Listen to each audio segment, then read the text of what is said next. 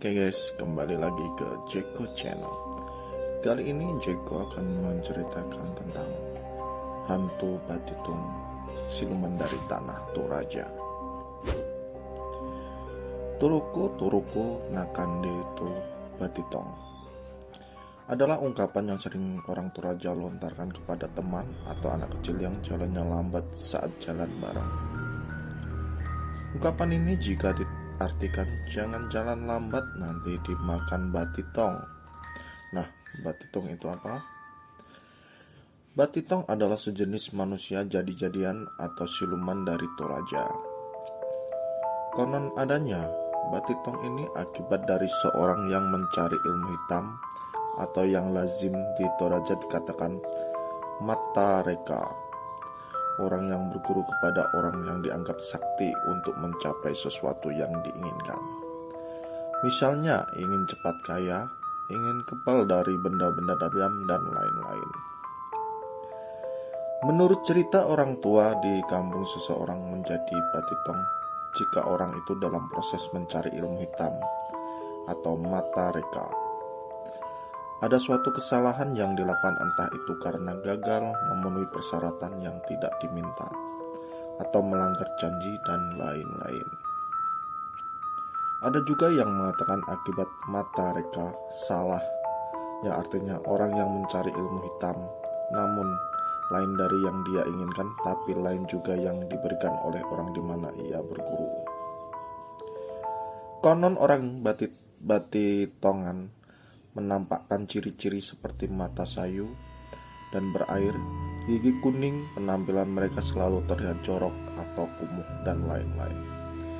Batitong ini biasanya bereaksi pada sore menjelang maghrib hingga subuh dini hari. Dalam aksinya kebanyakan Batitong akan memangsa hewan ternak warga seperti ayam, babi, kerbau, dan lain-lain. Namun ada pula yang memangsa manusia, khususnya wanita yang sedang hamil, orang yang sekarat, atau bayi yang baru lahir. Batitong sangat anti dengan daun-daun seperti pol, daun palan, daun jarak, garam, dan bange, sehingga biasanya di kampung jika ada seorang wanita yang sedang hamil atau baru melahirkan, maka di rumahnya atau dalam kamarnya akan dipasangi dengan daun palan atau daun jarak, garam, dan untuk bayi atau anak-anak biasanya bajunya akan dipasangkan penjel dengan menggunakan peniti.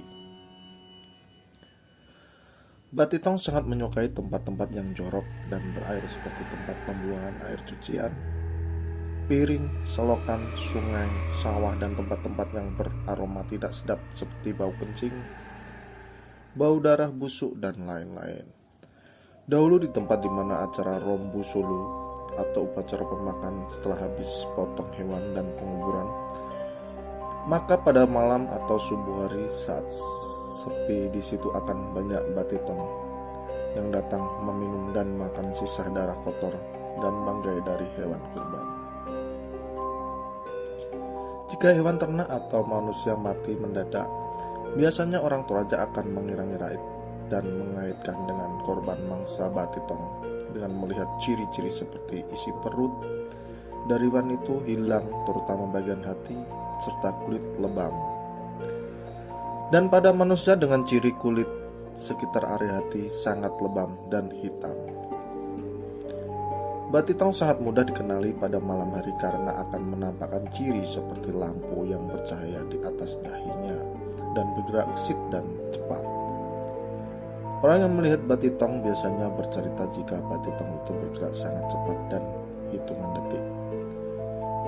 Biasanya nampak dengan dekat dengan orang yang melihatnya, namun dalam hitungan detik bisa dipindah dan sekejap dan terlihat menjauh. Dari orang-orang yang melihat Batitong, kebanyakan dari mereka bercerita tentang keberadaan Batitong yang berkumpul di pematang sawah, terutama pada malam hari saat hujan, dan melompat-lompat untuk mencari katak dan kotoran anjing atau kerbau. Banyak dari orang Batitong tidak menyadari kalau dia memiliki roh Batitong. Namun ada juga yang menyadari kalau berdirinya Batitongan. Menurut cerita dari orang tua, yang pernah mendengar langsung kisah dari orang yang pernah batitongan dan sudah sembuh. Katanya jika orang batitong melihat kotoran, akan melihat seperti makanan lezat seperti suku, pulu, lotong, nasi ketan hitam. Ada banyak cara untuk mengusir batitong. Jika seseorang berhadapan langsung dengan batitong, jika orang itu cukup kuat, maka ia bisa melawannya. Dengan sejatinya batitong adalah manusia, namun karena ilmu hitam sehingga batitong agak lebih kuat dari manusia normal. Itulah sebabnya kebanyakan batitong mencari mangsa yang lemah seperti perempuan yang sedang hamil, orang sakit, dan lain-lain. Namun jika tidak cukup kuat, kita bisa melawannya dengan sekali pukul dengan menggunakan daun jarak atau sapu lidi.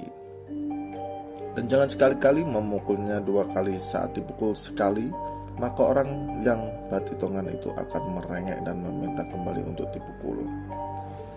Sehingga kalau kita memukulnya kembali, maka kekuatannya batitongan akan bangkit dan balik memangsa. Cara lain juga untuk mengusir batitongan yaitu dengan menaburinya dengan garam. Katanya batitongan sangat takut dengan garam. Jika orang melihat batitongan dan menaburinya dengan garam, maka batitongan itu akan segera lari dan menjauh.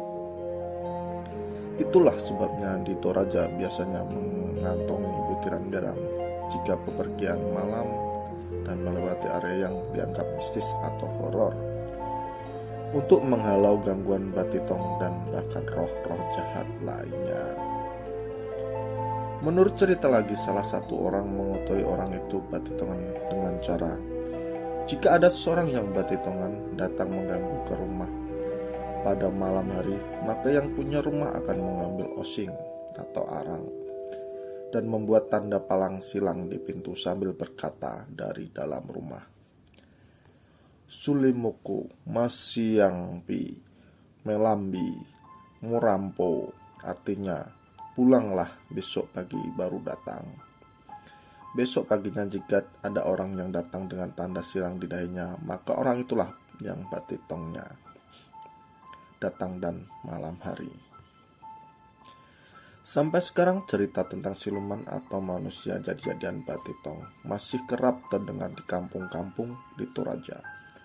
Bukan hanya batitong, tapi masih banyak lagi jenis-jenis hantu yang siluman seperti Toraja yang menarik untuk diketahui. Oke, terima kasih. Itulah cerita hari ini. Jangan lupa share, comment, and subscribe. Terima kasih.